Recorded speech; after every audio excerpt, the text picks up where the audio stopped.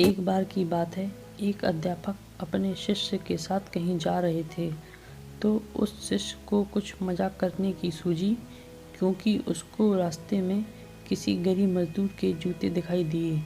उसने अध्यापक से कहा, गुरुजी, अगर हम इन जूतों को छुपा दें तो कितना मज़ा आएगा।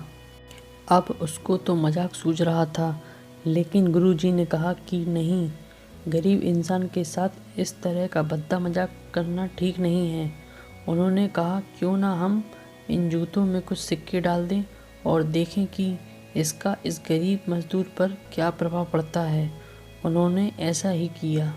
जैसे ही मजदूर अपना काम करके लौटा और उसने एक पाँव अपने जूते में डाला, तो उसको कुछ कठोर सा महसूस हुआ।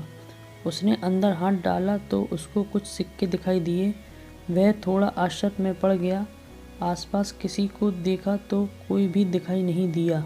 वापस उसने दूसरा पैर अपने जूतों में डाला और वापस उसको उसमें कुछ सिक्के दिखाई दिए। अब दोनों जूतों के सिक्कों को उसने अपने हाथों में रखा और प्रभु की तरफ इशारा किया। प्रभु, पता नहीं किस भले मानुष ने यह सिक्के मेरे जूते में छिपाए हैं, लेकिन जिसने भी छुपाए हैं उसको मेरी दुआ है, ताकि मैं इन पैसों से अपने बच्चों और पत्नी के लिए कुछ खाना और दवाइयाँ ला सकूँगा। और इतना बोलकर वह चला गया। इस बात को शिष्य और अध्यापक दोनों सुन रहे थे। अब अध्यापक ने शिष्य से पूछा कि अब तुम मुझे बताओ कि तुम्हें कैसा महसूस हुआ, तुम्हारी पहले वाली मजाक या मेरा यह तरीका। तो उसने कहा कि गुरुजी, मैं आपसे क्षमा चाहता हूँ। अब मुझे समझ आ गया कि सच्ची खुशी किस चीज़ में है। जब हम किसी का मजाक उड़ाते हैं तो हमें कुछ पल का आनंद मिलता है, लेकिन इससे हमें बद्दुआ मिलती है।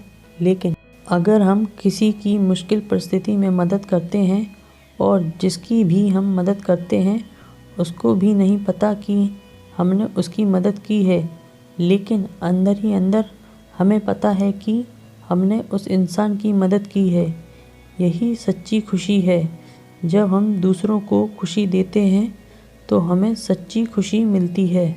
और दान करते रहिए, जिसके भी आप काबिल हों। जितना भी आपसे बन पड़े दान करें, लेकिन दान ज़रूर करें। इसका मतलब यह नहीं है कि आपको अनिवार्य रूप से इतने रुपए दान करने ही चाहिए, क्योंकि हर किसी की ज़रूरत अलग अलग हो सकती है।